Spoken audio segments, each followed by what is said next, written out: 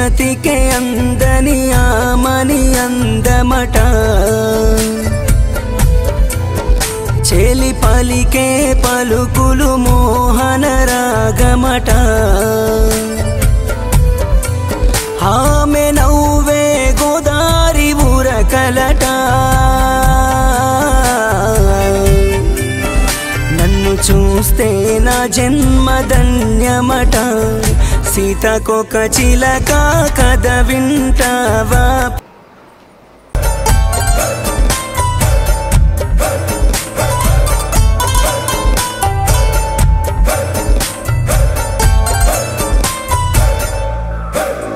తను జగతికే అందని ఆమని అందమట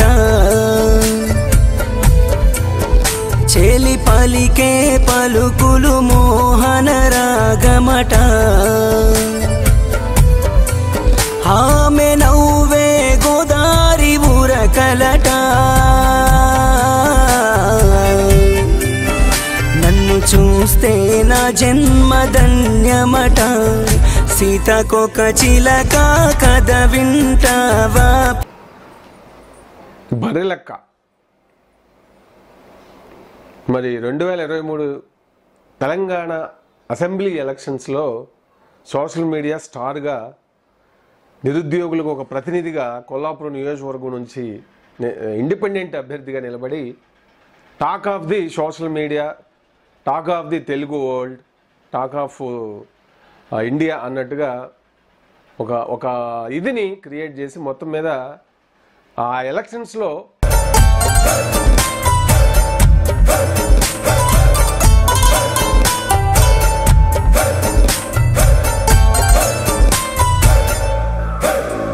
తను జగతికే అందని ఆమని అందమట చెలి పలికే పలుకులు మోహన రాగమట ఆమె నవ్వే గోదారి ఊరకలట నన్ను చూస్తే నా జన్మ ధన్యమట సీతకొక చిలక కథ వింటావా బర్రెలక్క మరి 2023 తెలంగాణ అసెంబ్లీ ఎలక్షన్స్లో సోషల్ మీడియా స్టార్గా నిరుద్యోగులకు ఒక ప్రతినిధిగా కొల్లాపురం నియోజకవర్గం నుంచి ఇండిపెండెంట్ అభ్యర్థిగా నిలబడి talk of the social media, talk of the Telugu world, talk of India అన్నట్టుగా ఒక ఇదిని క్రియేట్ చేసి మొత్తం మీద ఆ ఎలక్షన్స్లో మరి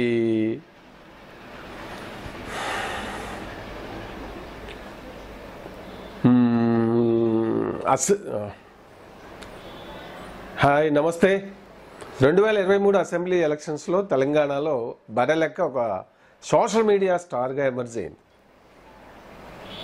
మరి ఇప్పుడు ఇండిపెండెంట్గా అక్కడ పోటీ చేసింది, అప్పుడు నిరుద్యోగుల తరపున మరి పోరాడింది, అదొక పెద్ద ఇష్యూ అయింది. నిజంగా అంటే పార్టీల గెలుపోవటముల్ని బీఆర్ఎస్కి మరి ఓడిపోవడానికి కొంతవరకు కారణం నిరుద్యోగ సమస్య అనేది కూడా దాన్ని బాగా హైలైట్ చేసింది. బర్రెలక్క అనేటువంటి ఒక కోపం వాళ్ళల్లో, ఒక వేదన కోపం వాళ్ళల్లో ఉందంటే కూడా అతిశయోక్తి కాదు. మరి మీరేమంటారు? అయితే అప్పుడు చూద్దాం అసలు మరి బర్రెలక్కకి సంబంధించి తన ఇదిలో తను సోషల్ మీడియా ఇది అవటానికి కానీ ముఖ్యమైనటువంటి వీడియోలు ఇప్పుడు ముందుగా ఆమె మ్యారేజ్ వీడియో, మ్యారేజ్ కాదు అది, అంటే ఒక అనితా నాగరాజు పాడిన పాటని ఆమె వీడియో ఇది చేసి అంటే ప్రీ వెడ్డింగ్ షూట్ లాగా చేసి ఆ పాట ఇప్పుడు వైరల్ అవుతూ ఉంది కదా, అదొకసారి కొంచెం చూద్దాం. ఒక దేవత నా కోసం వరమల్లే దొరికింది, అదృష్టంలా వచ్చే ఆనందం కలిగింది. ప్రతి ఉదయం కళ్ళు నిన్ను చూడందే, కంటి రెప్పకును కేవేయనంటుందే. మన ఈ బంధం చెరగని స్వప్నం, 10 కాలాలు నీతో పయనం. కదా అంటే బర్రెలక్క మరి ఇప్పుడు పెళ్లి చేసుకుంది, హ్యాపీగా మ్యారేడ్ లైఫ్ అంతా ఇంకా ఇప్పుడు తను లీడ్ చేయబోతుంది అనేది మనకి ఇక క్లియర్గా మ్యారేజ్ చేసుకుంది కాబట్టి ఇక ఈ నిరుద్యోగ సమస్య గురించి ప్రజా సమస్యల గురించి పోరాడుతుందా అనేది ఒక ప్రశ్నే.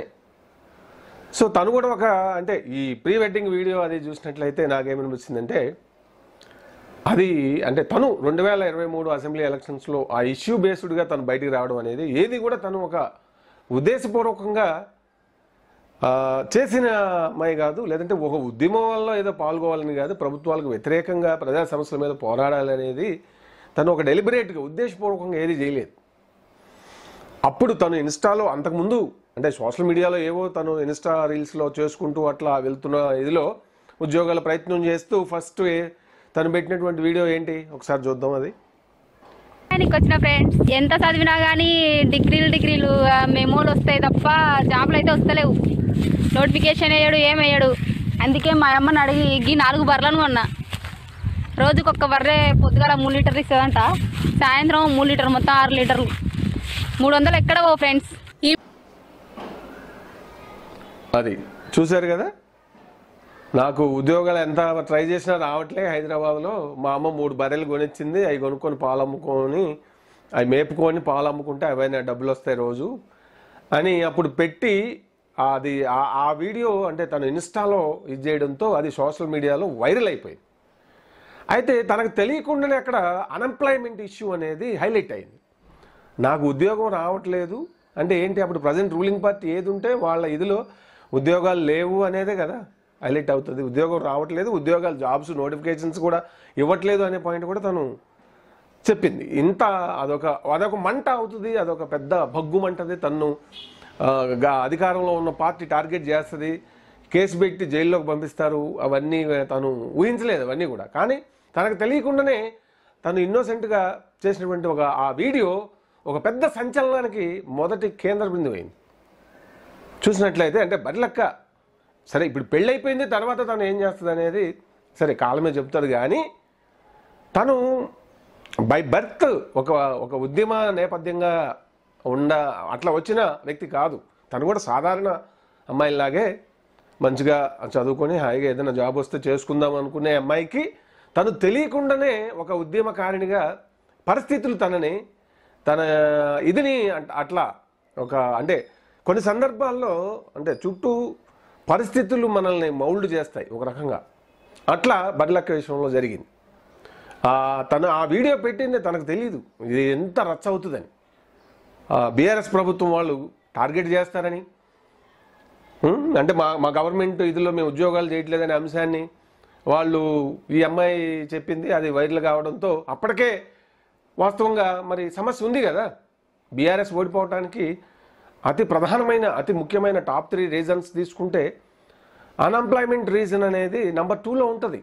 మొదట ఫ్యామిలీ మెంబర్స్ వాళ్ళ దోపిడీ ఎక్కువైంది, అవినీతి పెరిగింది, వాళ్ళ నియంతృత్వం పెరిగింది, స్వేచ్ఛను హరించారు అనే అంశాలు అవన్నీ కలిపి ఒక పాయింట్ అయితే, రెండోది అన్ఎంప్లాయ్మెంట్ని పెరగడం, ఉద్యోగాలు పోలీస్ జాబులు అప్పుడప్పుడు తప్ప వేరే ఏవి కూడా చేయకపోవడం, ఏది నోటిఫికేషన్ ఇచ్చి భర్తీ చేయకపోవడం, రిక్రూట్ చేయకపోవడం అనేది ప్రధాన కారణం అయింది. తర్వాత బర్లక్క అలియాస్ శిరీష దళిత కుటుంబానికి చెందిన ఒక అమ్మాయి, అక్కడ మరికల్ దగ్గర పెద్ద కొత్తపల్లి అనుకుంటా గ్రామం పేరు, కొల్లాపూర్ నియోజకవర్గంలో మరి తను ఇండిపెండెంట్ క్యాండిడేట్గా ఎప్పుడైతే తను నామినేషన్ వేసిందో వెంటనే మరి తీన్మార్ మల్లన్న ఛానల్ వాళ్ళు ఆమెను పిలిపించి ఆ ఇష్యూను అడ్రస్ చేస్తూ అమ్మాయి పోరాడుతుంది, మద్దతు తెలపండి అన్నట్టుగా మరి మల్లన్న మార్నింగ్ న్యూస్లో చెప్పడం కూడా జరిగింది.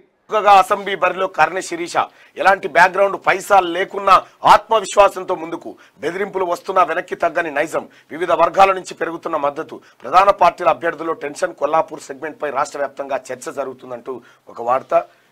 ఆ అమ్మాయి బర్రెలక్కగా పోటీ చేస్తున్న సందర్భంలో ఆ రోజు మార్నింగ్ న్యూస్ కి పిలువు అని చెప్పి ప్రపంచానికి ఇంకా ఏది వార్తలకు దగ్గర చేసినాం. ఆ అమ్మాయి ఖచ్చితంగా ఒక ధైర్య సాహసాలని చెప్పినాం. నువ్వు సవాల్ విసిరమ్మా ఈ మార్నింగ్ న్యూస్ నుంచి అని చెప్పినాం. ఆ అమ్మాయి తన ప్రయత్నం చేస్తుంది ఒక అన్నట్టుగా మరి మల్లన్న మార్నింగ్ న్యూస్లో చెప్పడం కూడా జరిగింది. దాంతో ఇక వైరల్ అయిపోయింది. అది ఇంతింతాయి వరుడింతాయి అన్న చందంగా ఇంకా సోషల్ మీడియా వాళ్ళంతా అక్కడికి చేరి మరి ఇక వాళ్ళు అనేక రకాలుగా సపోర్ట్ చేస్తూ మొత్తం మీద ఆ బరెలెక్క ద్వారా నిరుద్యోగ సమస్యని, తెలంగాణలో ఉన్నటువంటి నిరుద్యోగ సమస్యని బాగా హైలైట్ చేయడం అనేది జరిగింది. అది వాస్తవం. అవునంటారా కాదంటారా? అది మరి ప్రభుత్వం మీద ఆల్రెడీ అనేక రకాలుగా వ్యతిరేకత, రూలింగ్ పార్టీ ఎమ్మెల్యేల మీద ఉన్నటువంటి వ్యతిరేకత, అనేక రకాల కారణాలతో పాటు ఇది కూడా ఒక ప్రధాన కారణంగా హైలైట్ అయింది ప్రపంచం మొత్తానికి. అప్పటికి కూడా ప్రభుత్వం, అప్పటికి ఇంకా సమయం లేదు కాబట్టి వాళ్ళు ఏది చెప్పినా ప్రజలు, నిరుద్యోగులు నమ్మలేనటువంటి పరిస్థితికి 10 ఏళ్లలో చేయలేదు. ఇంకా ఇప్పుడు వీళ్ళు మళ్ళీ గెలిస్తే చేస్తారా? వీళ్ళకి ఆ ఉద్దేశం లేదు. కేసీఆర్కి ఆయన కుటుంబాన్ని డెవలప్ చేసుకోవడం తప్ప, కొడుకు, కూతురు, అల్లుడు, మేనల్లుడు, ఆయన కులస్తులు తప్ప అనేది ప్రజల్లోకి, తెలంగాణ సమాజంలోకి వెళ్ళిపోయింది. కాబట్టి మొత్తం మీద ఇప్పుడు తను పెళ్లి చేసుకుని ఆనందంగా అయితే ఉంటుంది, కానీ బీఆర్ఎస్ ప్రభుత్వం లేదంటే ఆ పార్టీ ఓటమికి అప్పుడు అది కూడా తను అంత అవుతుందని కూడా నామినేషన్ వేసి ఉండదు. మరి జనరల్గానే ఏది చూద్దాం అన్నట్టుగా వేసి ఉండొచ్చు. తన వెనక ఏయో రాజకీయ శక్తులు ఉన్నాయని అని ఒక ప్రత్యర్థి, అంటే ఆబ్వియస్గా బీఆర్ఎస్కి వ్యతిరేకంగా ఎవరుంటారు? కాంగ్రెస్ పార్టీ కాబట్టి కాంగ్రెస్ వాళ్ళ సపోర్ట్ ఉందనేది అప్పుడు ఆరోపణలు కూడా వినపడ్డాయి. ఏదేమైనా కూడా అది అంత ఇష్యూ అవుతుంది, ఏ స్థాయికి వెళ్తుంది అనేది ఎవరికి తెలియదు. కానీ సోషల్ మీడియా వెనక నిలబడి సరే వాళ్ళ వ్యూస్ కోసమా, ఇష్యూని నిజంగా హైలైట్ చేద్దామనా, ఇట్లా ఏదైనప్పటికి కూడా మొత్తం మీద ఆ జర్నీలో తన మీద అటాక్ జరగటం, తన కుటుంబ సభ్యుల మీద అటాక్ జరిగినప్పుడు, అంటే మామూలుగా అట్లా ఏదో ప్రచారం చేసుకుంటూ ఈ సోషల్ మీడియా వాళ్ళు వెనకుండి ఒక ఎవరో వెహికల్స్ ప్రొవైడ్ చేస్తే తను అంతా తిరగటం అదంతా జరుగుతుంది. కానీ అక్కడ నెక్స్ట్ లెవెల్కి వెళ్ళింది ఏంటి అనేది మనం చూసినట్లయితే, తన మీద జరిగినప్పుడు తను ఎమోషనల్గా ఎంత బ్లాస్ట్ అయింది అనేది చూస్తే సమాజం అంతా ఒక, ఎందుకంటే ఆడపిల్ల అంతా అప్పుడు తన, అంటే బీఆర్ఎస్ పార్టీ వాళ్ళకి చెందినటువంటి కొంతమంది అక్కడ లోకల్లో తన కుటుంబం పైన దాడి చేపించారు. ఇట్లా ఎందుకు చేస్తుంది, అసలు ఆపేయాలి, వాళ్ళు డబ్బులు ఇస్తామని మభ్య పెట్టారు, అసలు విత్డ్రా చేసుకోమని చెప్పారు, చేసుకోలేదని చెప్పి పోరాడుతుందని చెప్పి తన కుటుంబ సభ్యులపైన, తన తమ్ముళ్ళు వాళ్ళపైన ఇది చేసినప్పుడు తను బాగా భయపడి ఏడ్చినటువంటి ఒక వీడియో ఒకసారి చూడండి. చూశారు కదా? అప్పుడు తను ఆ కార్లోనే ఉంది, పక్కన వాళ్ళు ఉన్నారు, ప్రచారం, పోలీసు మేడంకి అక్కడ చెప్తూ తను ఎంత ఎమోషనల్ అయిపోయింది అప్పుడు. హలో సార్, నా పేరు బరెలెక్క సార్. సార్ వెన్నచెర్ల నుంచి మేడం మేము మాట్లాడేది. ఇక్కడ ప్రచారానికి వస్తే దాడులు చేస్తుంది మేడం. ఇక్కడ మా తమ్ముని పైన దాడి చేసి మాకు ప్రొటెక్షన్ కావాలి, మేము తొందరగా నమ్మనండి. మేము ఎవరినన్నా వెన్నచెర్లనే, మేము ఇక్కడ బస్ స్టాండ్ లోనే ఉన్నాం. మేము urgent ma'am please. Land mark ఏంది? గ్రామ పంచాయతీ ఇది వెనచెల్ల ఊరు చివర్లో ఉన్నాం మేడం. పెద్దకొత్తపల్లి గ్రామ పంచాయతీ, పెద్దకొత్తపల్లి మండలం, వెనచెల్ల గ్రామ పంచాయతీ మేడం. 5 మంది మేడం ప్రజెంట్ బర్రెలక ఎంపీ, మన MLA candidate madam, MLA candidate Barrelakka, మన స్వతంత్ర అభ్యర్థి బర్రెలక తమ్ముడిని అటాక్ చేశారు మేడం. కొల్లాపూర్ కాన్స్టిట్యున్సీ స్వతంత్ర అభ్యర్థి Barrelakka Sirisha, Karne Sirisha MLA candidate madam. ఇప్పుడు నామినేషన్ లో ఉంది, ప్రచారంలో తిరుగుతుంటే వాళ్ళ తన తమ్ముని పైన దాడి చేసిండ్రు. దాడి చేయడం, అవును మేడం, అవును మేడం.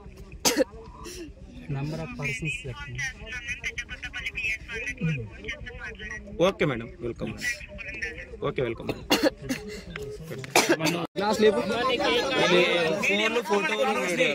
అరే ఇప్పుడు టెన్షన్ పడకు, టెన్షన్ తీసుకోకు. ఏం జరిగినా మీడియా చూసుకుంటది. సిరి 100 కొట్టు.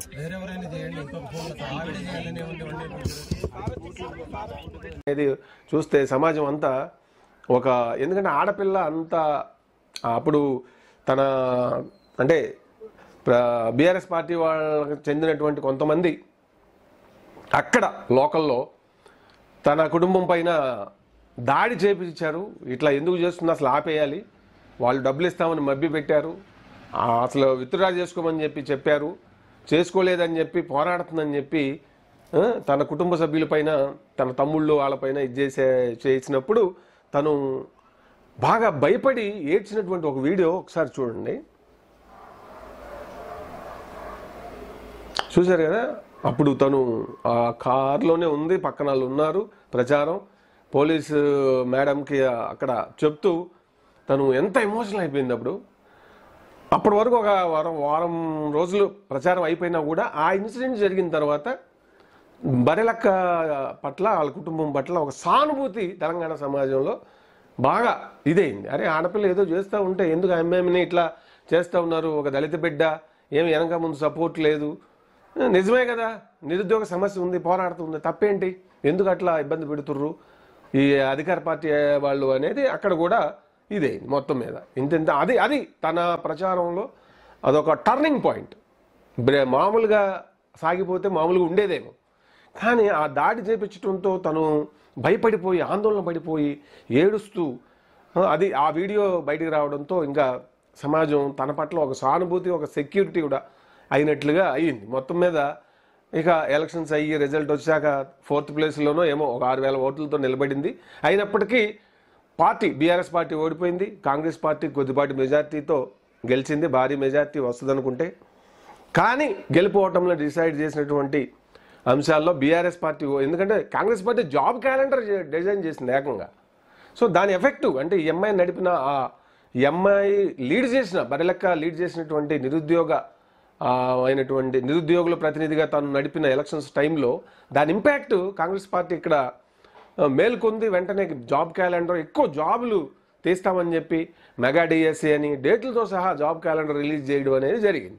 సో ఆ జాబ్ క్యాలెండర్ డిజైన్ చేయడానికి ఈ బరెలక్క నడిపినటువంటి ఉద్యమం తోడ్పడింది. కాంగ్రెస్ పార్టీని నమ్మారు. మరి ఎందుకంటే బీఆర్ఎస్ ప్రభుత్వం ఇంకా తీయదు, వీళ్ళ మీద నమ్మకం పోయింది కాబట్టి వాళ్ళు పొలిటికల్గా గెయిన్ అయ్యారు, వీళ్ళు లూజ్ అయ్యారు.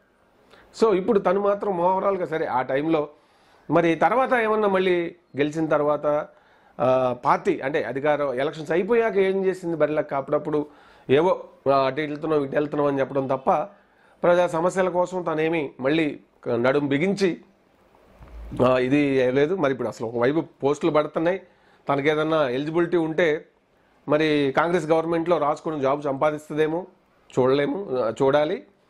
సో మొత్తం మీద అయితే హాయిగా మరి వాళ్ళ బంధువర్గంలో చెందిన వెంకటేష్ అనే అబ్బాయిని పెళ్లి చేసుకుని మ్యారేజ్ అంటే వైవాహిక బంధంలోకి అడుగుపెట్టింది. సంతోషంగా ఆమె జీవితం సాగాలనే కోరుకుందాం. మొత్తం మీద అయితే కొంత గ్రాండ్గా అంటే ప్రీ వెడ్డింగ్ ఇది చూస్తే మనకి సాధారణంగా అందరూ ఆడపిల్లలాగే సరదాగా మరి గుర్తుండిపోయే ఇది ఉండాలి అనేటువంటి ఒక ఇదే తప్ప ఏదో ఉద్యమాల వైపు వెళ్దామని ప్రజా సమస్యల మీద పోరాడదాం అనేటువంటి ఇది ఉన్నప్పుడు ఇట్లా చేయరు వాళ్ళు. అది తప్పని నేను అంటలేదు, జనరల్గా అది తను పరిస్థితులు సోషల్ మీడియా చేత మలచబడినటువంటి టెంపరీ లీడర్ అంతవరకు అయితే అది నేనైతే చెప్పేది. ఎందుకంటే ఇప్పుడు ఉద్యమాల్లో ఉండేవాళ్ళు, ఉద్యమాలకి డెడికేట్ అయిన వాళ్ళు ఏంటంటే ఈ పర్సనల్ లైఫ్కి సంబంధించి హంగు ఆర్భాటాలు ఇవన్నీ వాళ్ళ మైండ్ ఇటు ఉండదు, అవన్నిటిని అసలు పట్టించుకోరు. ఇట్లా సినిమాటిక్ ఇవి అసలు ఉండదు, చాలా సింపుల్గా ఉండేది. రిజిస్టర్ మ్యారేజ్లు అంటే ఆ సైకాలజీ అలా ఉంటుంది. సో ఈ బరెలక్క తనకు చాలా ఆశలు ఉన్నాయి జీవితం మీద, సంతోషంగా హాయిగా మ్యారీడ్ లైఫ్ సాగాలని, మరి ఏదన్నా జాబు ట్రై చేసి జాబ్ సంపాదించుకోవాలనే ఇది తప్ప తనకేదో సమాజాన్ని ఉద్ధరిద్దాము అనేటువంటి ఇది లేదు. అంటే ఇప్పుడు తను మ్యారేజ్ అయిన తర్వాత ఇక బాధ్యతలు ఉంటాయి కదా, సంతానము, ఇంకా వాళ్ళని పెంచుకోవటము. ఎందుకంటే ఒక ఉద్యమం వైపు పోరాడాలంటే అంటే తనకు సోషల్ మీడియాలో కొంత క్రేజ్ ఉంది కాబట్టి, తనకు ఒక ఫాలోయింగ్ ఉంది కాబట్టి, ఆల్రెడీ ఈ ఎన్నికల టైంలో బాగా వచ్చింది కాబట్టి తను ఏదైనా మాట్లాడితే ఒక అటెన్షన్ రావచ్చు. కానీ ఒక ఇదిని లీడ్ చేయాలంటే ఇప్పుడు కొన్ని బాధ్యతలు బంధాలు వచ్చేస్తాయి కాబట్టి కష్టమే అని చెప్పొచ్చు. మొత్తం మీద అయితే తను చాలా ఇబ్బందులు ఎదుర్కొని పరిస్థితులు వచ్చినప్పుడు గట్టిగా నిలబడటం అనేది కూడా చాలా ఇంపార్టెంట్. ఆ వేలో నిలబడింది.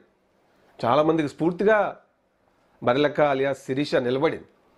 అంటే ఏమీ లేకపోయినా కూడా పరిస్థితులు సోషల్ మీడియాలో ఏముంది, అట్లా క్రేజ్ వస్తుంది, మళ్ళీ అట్లా పడిపోతారు. ఆ సందర్భాల్లో రాజకీయంగా ఇట్లా ఏమన్నా ఉంటే ఒత్తిళ్ళు ఉంటే ఆ ఒత్తిళ్ళు తట్టుకోలేకపోతే మెంటల్గా వేరే ఆలోచనలు వచ్చి ప్రాణాలు తీసుకునే ఆలోచనలు కూడా జరుగుతాయి. కానీ తనకి తన కుటుంబానికి భయం ఉంది, వెనక ముందు ఎవరు లేరు, వాళ్ళ ఫాదర్ హెల్ప్ చేయాల్సింది పోయి మళ్ళీ ఆ టైంలో ఈ అమ్మాయి వాళ్ళు పెళ్లి చేసుకుంది వదిలేసి వచ్చిందని ఏదో కొంత నెగిటివ్ అయ్యేలాగా కూడా మాట్లాడింది ఆ టైంలో. అవన్నిటిని తట్టుకొని కొంత రాటు తేలింది. సో అది తన జీవితానికి ఖచ్చితంగా హెల్ప్ అవుతుంది. సో తను మరి ఆయురారోగ్యాలతో ఆనందంగా పిల్ల పాపలతో మంచిగా జీవితం అలా ఆనందంగా సాగిపోవాలని చెప్పి మీ అందరి తరపున నేను కూడా కోరుకుంటున్నా. మొత్తం మీద 2023లో బరిలక్క అనే అమ్మాయి తెలంగాణ ఎలక్షన్స్లో తనదైన ఒక ఇంపాక్ట్ అయితే పరిస్థితుల చేత తను మలచబడినప్పటికి కూడా తను లీడర్షిప్ లేదంటే తను ఉద్యమాల వైపు ఉండడం అనేది తాత్కాలికమే అయినప్పటికి కూడా ఒక ప్రత్యేక సందర్భంలో పుట్టినటువంటి ఒక పరిస్థితులు అన్నిటిని తట్టుకొని నిలబడి గెలుపు ఓటముల్ని డిసైడ్ చేయటంలో తన పాత్ర తనకే తెలియకుండా మరి ప్లే చేసింది. సో ఇప్పుడైతే తను బరిలక్క అంటే బీఆర్ఎస్ ఓటమిలో ఒక భాగం అదే రాసినటువంటి ఒక నిరుద్యోగ యువతుల ప్రతినిధిగా చెప్పాల్సి ఉంటుంది. నేనైతే అట్లనే చూస్తా. సో అదనమాట. ఎందుకు ఇదంతా అంటే ఇక నుంచి ఎలా ఉంటుంది అంటే మునుపటిలాగా అయితే ఖచ్చితంగా ఉండదు. ఎందుకంటే మునుపటంతా తను ఒంటరిగా ఉంది, బ్యాచిలర్, ఏదన్నా చేసినా అది చేసినా కొంత సోషల్ మీడియాలో తనకున్న సపోర్టు మద్దతులు ఉన్నాయి. ఇప్పుడు మరి మ్యారేజ్ అయిపోయింది కాబట్టి మ్యారేజ్ అయిపోతే ఏంటి, తనేమి ఆర్థిక అంటే రాజకీయ బలాలు ఆర్థిక బలాలు ఉన్నటువంటి కుటుంబం కాదు కాబట్టి తన జీవితము, తన కుటుంబము, తన సంతానము, వాళ్ళ పెరుగుదల ఇవన్నీ ఇటు మీద సాధారణంగా అందరూ ఆడవాళ్ళకు ఉన్నట్లే తనకు కూడా ఆ కోణమే ఉంటుందని చెప్పి నేను అనుకుంటున్నా. మంచిదే, అది ఉండాలి కూడా. మరి ప్రతి మనిషికి వైవాహిక, ఎందుకంటే భారతీయ సమాజంలో వివాహం అనేది ఒక పెద్ద సోషల్ రెస్పాన్సిబిలిటీ. మరి కుటుంబాన్ని నిలబెట్టుకోవటం, సంతాన వృద్ధి ఇవన్నీ కూడా సమర్థవంతంగా నిర్వహిస్తే మంచి సంతానాన్ని సమాజానికి అందించడం అనేది చాలా గొప్ప విషయం. అది తల్లులతోనే ఉంటుంది కదా ఎక్కువ ప్రాధాన్యత. కాబట్టి అట్లా ఆ వేలో మరి తన పాత్ర కుటుంబంలో ఇక క్రియాశీలకంగా మారబోతుంది అనేది మనకు అర్థమవుతూ ఉంది. ఎక్కడున్నా తను హ్యాపీ.